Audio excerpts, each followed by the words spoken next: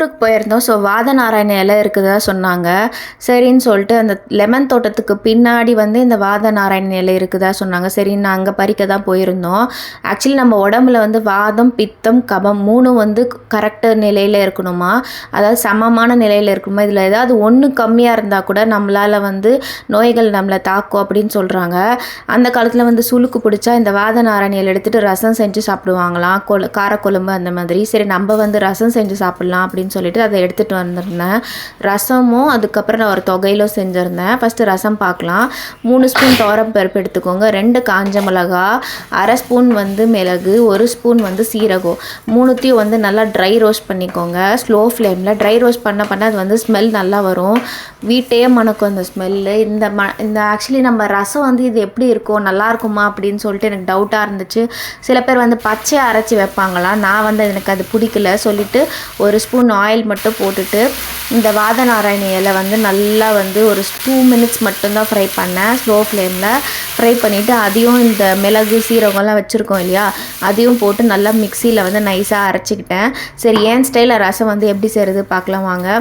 First வந்து அது 2த்தையும் அந்த இலையும் அந்த நம்ம அரைச்சி வச்சு அதாவது காய வச்சுருக்கோம் இல்லையா ஃப்ரை பண்ணிவிட்டு, அதையும் நல்லா மிக்சியில் வந்து கொஞ்சமாக தண்ணி ஊற்றி ஃபஸ்ட்டு பவுடர் போட்டு ஒரு 2 மோட் பல்ஸ் மோடில் அடிச்சிருங்க. அப்புறமா கொஞ்சமாக தண்ணி விட்டுட்டு நல்லா கொரன்னு இல்லாமல் கொஞ்சம் நைஸாகவே அரைச்சிக்கோங்க. அப்புறமா கொஞ்சமாக தண்ணி எடுத்துகிட்டு அதில் கல்லுப்பு, இடித்து வச்ச பூண்டு, ஒரு நெல்லிக்காய் அளவு சைஸில் புளி, 1/4 ஸ்பூன் வந்து மஞ்சள் தூள், பெருங்காய பவுடர் ஆட் பண்ணிக்கிட்டேன்.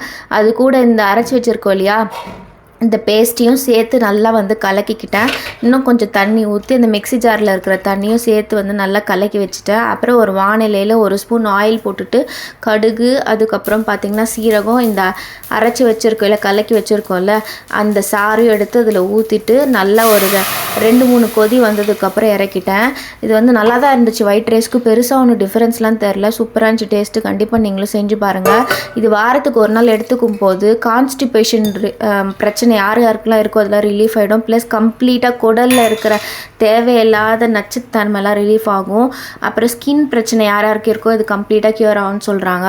ப்ளஸ் வந்து அந்த காலத்தில் முட்டி வலி அதெல்லாம் இருந்ததே இல்லை. ஆனால் இப்போ வந்து நம்மளுக்கு சின்ன வயசுலேயே முட்டி எலும்பு வந்து தேஞ்சு போச்சுன்னு சொல்கிறாங்க. அந்த மாதிரி இருக்கவங்க இதை வாரத்தில் ஒரு நாள் சாப்பிட்டுட்டே வந்தால் க்யூர் ஆகும்னு சொல்கிறாங்க.